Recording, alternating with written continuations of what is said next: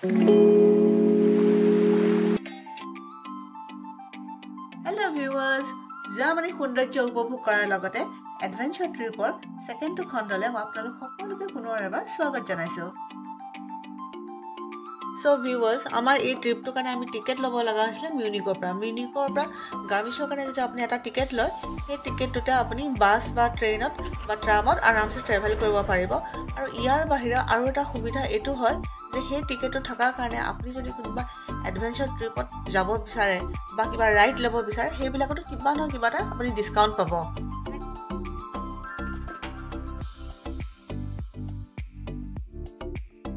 ইয়াৰ public transport বিলাক ইমানে comfortable নহয়। বাছ বা ট্ৰেইনত ট্ৰেভেল কৰিলে তাৰ খিৰিকীবিলাক ইমান ডাঙৰ এনেকুৱা লাগিব যে আপুনি টিভি পৰ্দাত আপুনি চাই গৈ আছে, সাইট সিনবিলাক এনজয় কৰি গৈ আছে।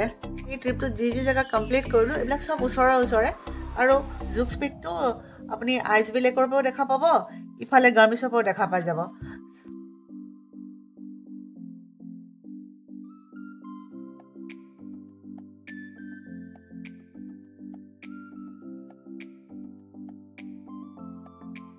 এতিয়া আমি গাৰ্মিছত সোমাইছো। আপোনালোকক আগতে মই পৰিচয় কৰি দিছিলো, আমাৰ এজন ভাইয়া হয়, তেওঁ লণ্ডনত থাকে, লণ্ডনৰ পৰা আহিছে। সুমিত ভাইয়া আপোনাক দেখাব আমি গাৰ্মিছৰ ৰাস্তাত সোমাইছো।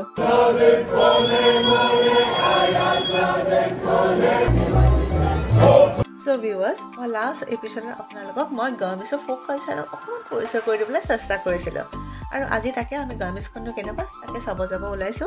আৰু এইখিনিতে মনত পৰোতে এটা কথা কৈ থৈ দিও, ইয়াত আমাৰ ইণ্ডিয়াৰ নিচিনা ওলা উবেৰৰ সুবিধাটো নাই আৰু যদি আপুনি ট্যাক্সি ইউজ কৰিবলৈ আছে ট্যাক্সি বহুত এক্সপেন্সিভ হৈ যায়।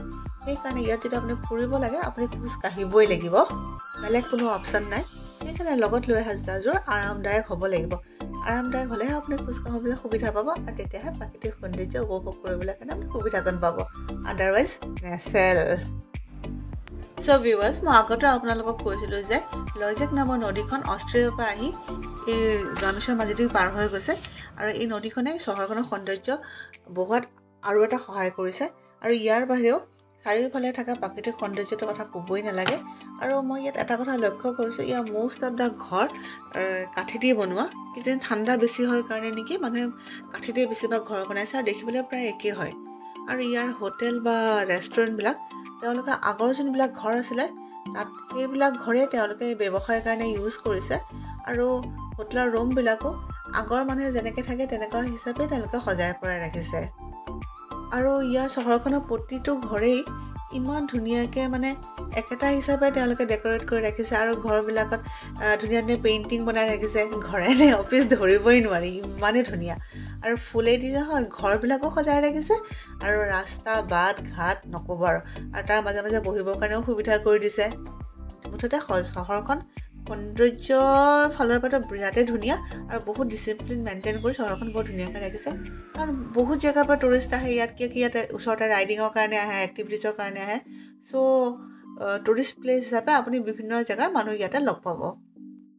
মই ইয়াত দেখিছোঁ মানুহবিলাকে গাড়ীতকৈ বেছিকৈ চাইকেল ইউজ কৰে আৰু মাজে মাজে ঘোঁৰা গাড়ী অলপমান চলাও দেখা পাইছোঁ, কোনোবা অহা যোৱা কৰিবৰ কাৰণে বা অনা নিয়া কৰিবৰ কাৰণে। কিন্তু বেছিভাগ মানুহে খোজকাঢ়ে আৰু বেছিভাগ মানুহে চাইকেলে চলায়।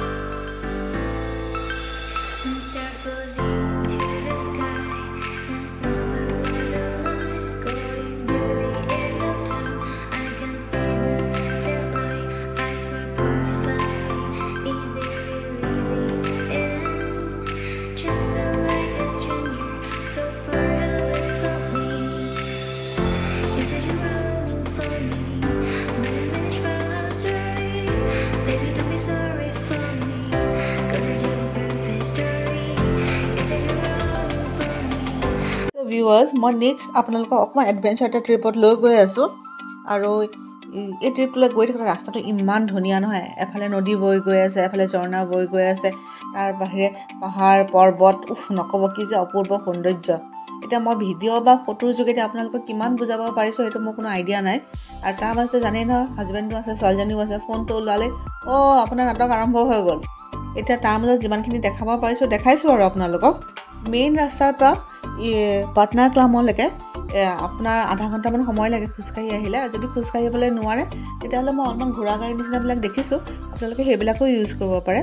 আৰু পাটনা ক্লামত মেইন গেটত আপোনালোকে টিকেট ল'ব লাগিব। টিকেটটো এনেকুৱা ধৰণৰ, আৰু এওঁলোকে দেখোন মাস্ক এখন পিন্ধি যাব দিছে। এতিয়া কৰোণাৰ আগৰ পৰা এইটো নিয়ম আছে নে কৰোণাৰ পিছতে এইটো নিয়ম কৰিছে নাজানো, আৰু পিন্ধিব দিছে যেতিয়া মই পিন্ধিবলৈ চেষ্টা কৰিছোঁ।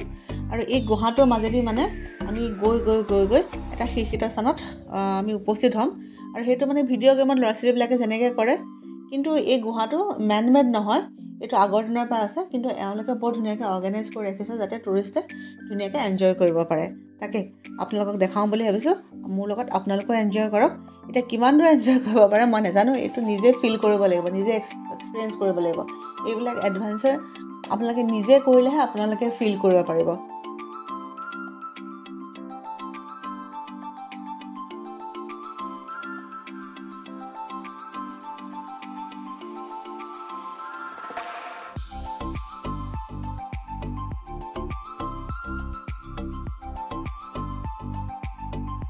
চ' ভিউৱাৰ্ছ, আজি মই জাৰ্মানী বাৰ্বেৰী এষ্টেটৰ সৌন্দৰ্যৰ লগত আপোনালোকক কিছু পৰিচয় কৰি দিবলৈ চেষ্টা কৰিছিলোঁ। আশা কৰা মোৰ এই ব্লগটোৱে আপোনালোকৰ জীৱনত কিছু না কিছু হেল্প কৰিব।